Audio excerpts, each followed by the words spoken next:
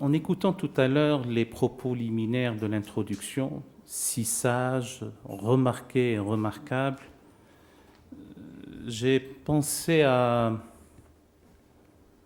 Sénèque, déjà en son temps. Il disait, avant le monde était multiple, ailleurs était vraiment un ailleurs. Et voilà que le vaisseau thessalien l'a réduit à n'être plus qu'un, rien n'est plus de l'ordre de jadis.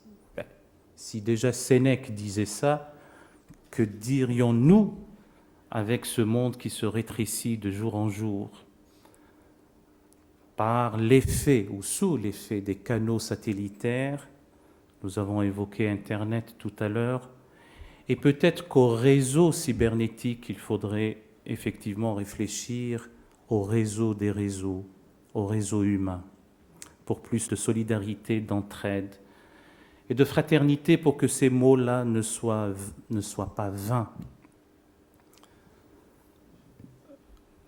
Transmission. Sincèrement, je ne suis pas sûr qu'on puisse transmettre quoi que ce soit, si ce n'est que de rendre la jeune âme susceptible de recevoir, de l'éduquer à l'ouverture. Voilà ce qui me paraît important dans nos sociétés au pluriel, parce qu'il y a deux ou trois petites choses qui me paraissent fondamentales dans ces questions de transmission. La première, quel est le récipiendaire et quel est celui qui offre? Ce n'est pas toujours ce qu'on croit être dans ce sens-là. On a toujours à apprendre et à recevoir de quiconque. La deuxième chose, distinguons instruction, culture, acquisition du savoir et une véritable éducation, éducation de l'âme. Car ce n'est que du dedans qu'une jeune âme probe et intègre puisse aspirer au salut. C'est l'âme de l'être qui, elle, est susceptible, quand elle est pétrie des valeurs élévatrices, des valeurs spirituelles notamment. C'est ainsi qu'elle pourra recevoir et être éduquée. Donc ça, c'est un point important, c'est celui de l'éducation des générations à venir, éducation dans une volonté de bâtir ensemble une société solidaire, fondée sur ce qui promeut la dignité humaine et la fraternité universelle. Le deuxième point, c'est mais comment et quelle valeur, justement? Le mot est galvaudé parfois, évité dans d'autres cas, mais ce sont des valeurs de tendresse, d'amour, amour oblatif, théologal, transnaturel, incandescent, puissant, sans retour. C'est celui-là qui apparemment fait défaut. C'est celui-là qui peut-être est altéré. Et donc, s'il y a lieu aussi d'éduquer, c'est éduquer à cela. Dans la tradition, on a des trésors qu'il faut savoir simplement exhumer, remettre au goût du jour, vivre d'une manière expérientielle, parce que cela ne relève pas du discursif, ça ne relève pas de la dialectique, ce n'est pas livresque, ça ne s'enseigne pas, ça se vit. C'est de l'expérience, ça se goûte, c'est la saveur d'un instant. Ça se vit, encore une fois. Et les meilleurs viatiques, le meilleur médiateur, eh bien, c'est l'art, la beauté, le sacré, nous y sommes, la poésie, la musique. Nos grands maîtres, quels qu'ils soient, nous qui sommes héritiers de ce grand patrimoine de l'humanité. Transmettre comment, mais transmettre quoi aussi? Pas uniquement, encore une fois, une instruction. C'est faire en sorte que l'homme aille, fût-ce asymptotiquement, vers un état, sinon de perfection, au moins d'y tendre. En tout cas, les mystiques musulmans essayent dès ici-bas d'approcher cet homme parfait, l'anthropos teleios des Grecs, l'Adam Kadmon des kabbalistes, l'insan al-kamil des mystiques musulmans en langue arabe. Je vous dis les choses par bribes parce que, et je l'ai compris tout à l'heure, il ne s'agit pas là, et encore c'est le physicien qui le dit, physicien loin d'être nobilisable, il faut du temps et de la recherche, bien sûr, et laisser place à cette intelligence hybride du cœur et de la raison. Mais comme le seul organe de perception par excellence est le cœur, et donc il faut laisser parler son cœur. Le dire, le faire savoir, le vivre, c'est aussi entrer en résonance et faire vibrer. Dans ces considérations d'éducation, il y a les 3 grandes phases. La première phase où l'on aura à éduquer, à s'éduquer mutuellement, mais à éduquer autrui, notamment ses enfants, c'est de considérer celui qui va recevoir une éducation comme un prince, le submerger d'amour, d'affection et de tendresse. Suit une deuxième phase où il y a lieu de le limiter et de le prendre comme un otage, parce que laisser libre cours aux ambitions débridées d'une jeune âme sans la baliser par un comportement éthique, ça pourrait donner des choses qui peuvent être contre-productives. Et la troisième phase, c'est de considérer l'être qui va recevoir comme un vizir, prince, otage et un vizir qui accompagne et qu'on consulte. Et après, on le laissera vivre sa vie. Il y aura beaucoup de choses à expliciter pour chacune de ces phases. En tout cas, et je voudrais finir ce premier topo, parce que je crois qu'on aura encore à revenir sur certains points,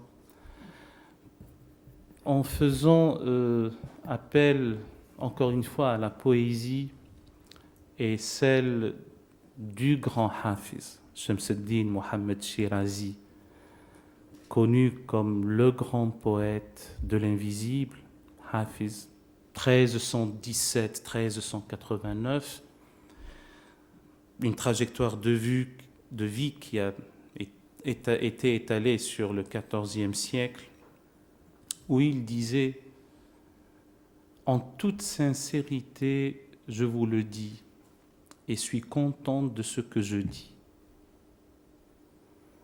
Adepte de l'amour, des 2 mondes suis-je affranchi.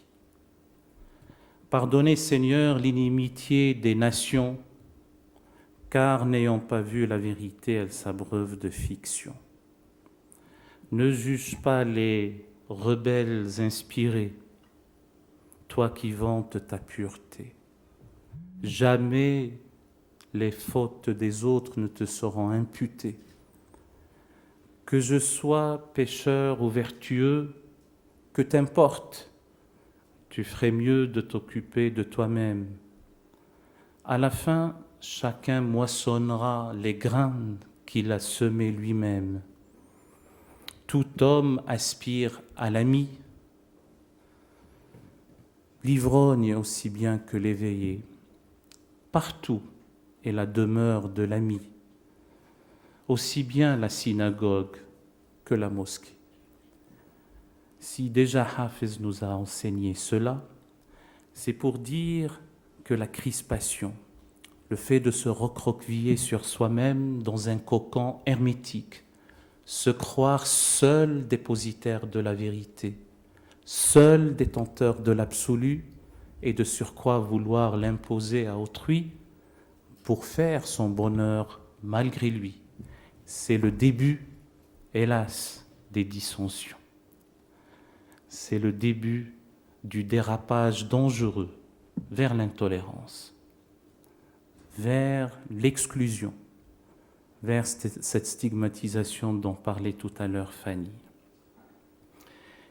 Et s'il devait y avoir une façon de présenter les choses pour que les jeunes âmes aient à recevoir, ce serait ceci. Nous croyons, je pense que, je dis je en m'engageant simplement, mais ça reste révisable, interrogeable, discutable, contestable à chaque instant, je n'en fais pas un dogme absolu. Mais nous croyons que nous autres humanités descendons d'une origine commune, ce que j'appellerais le monogénisme.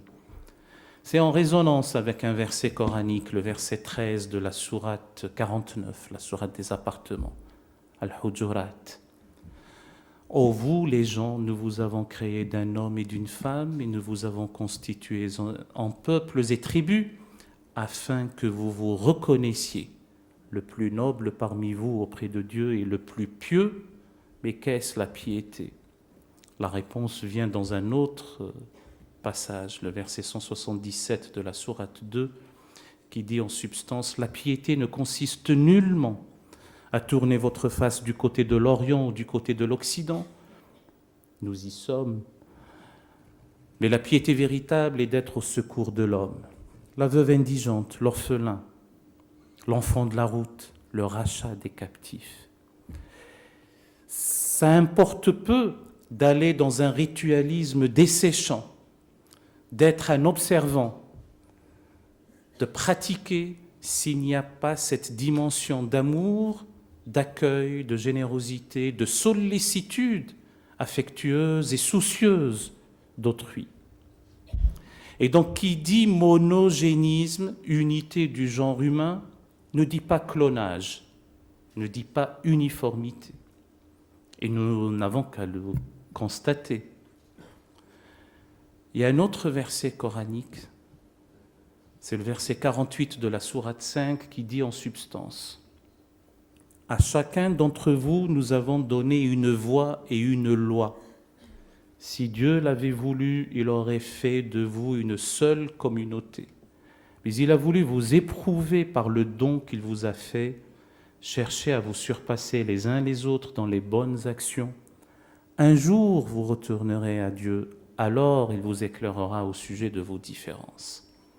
Une toute petite exégèse de ce passage nous fera dire ceci. Ceux qui attestent, ceux qui professent l'omnipotence divine et son omniscience, un Dieu qui peut tout et qui sait tout, il aurait pu faire de toute l'humanité une seule communauté. Mais il ne l'a pas fait. Est-ce que cela échappe à sa toute-puissance ou est-ce que c'est à dessein?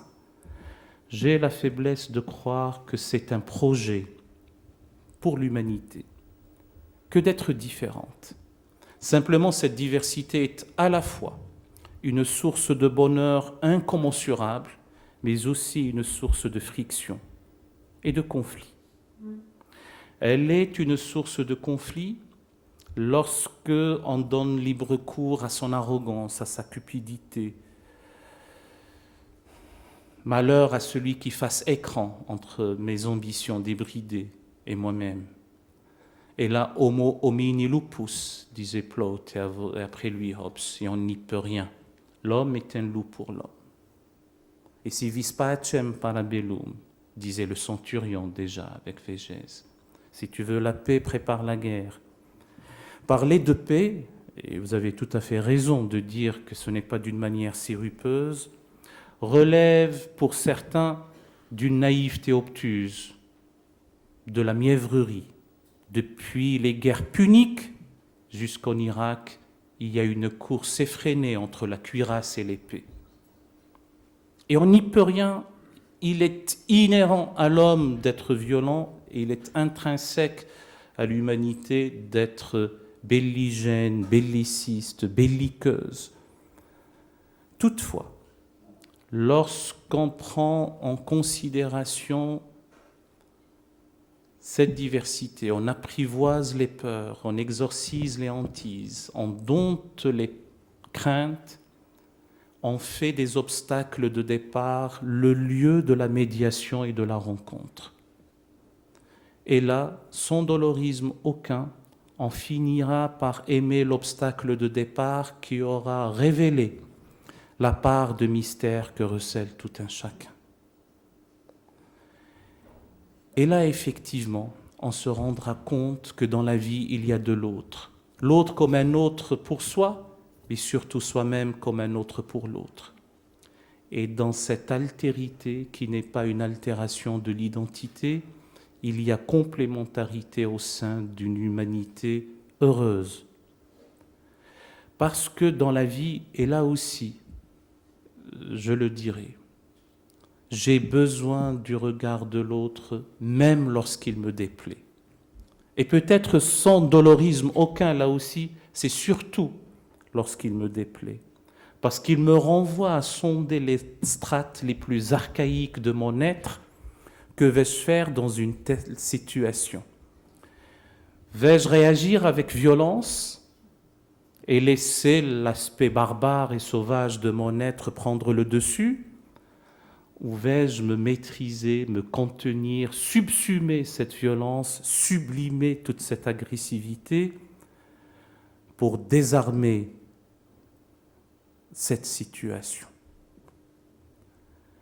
Et c'est pour ça que je dis que j'ai besoin du regard de l'autre même lorsqu'il me déplaît, parce qu'il me renvoie à l'unique question qui vaille et qui me met en demeure. Que vas-tu, frère, de ton frère l'homme dans cette situation? Donc si je vous dis tout ça, avant de prétendre transmettre quoi que ce soit, c'est s'auto-éduquer soi-même, aller vers l'humus, l'humilité, pas pour s'auto-admirer humble, pour reconnaître notre origine pulvérale de poussière. Le verset biblique cette fois-ci, le verset 19 du chapitre 3 le dit clairement. Memento homo quia pulvis et in pulverim reverteris. Rappelle-toi, homme, que tu es poussière, et à la poussière tu retourneras. Sauf que l'homme argileux, fait d'un limon fétide, de base de poussière, a été anobli, a été déifié. C'est un être déiforme à la forme de Dieu.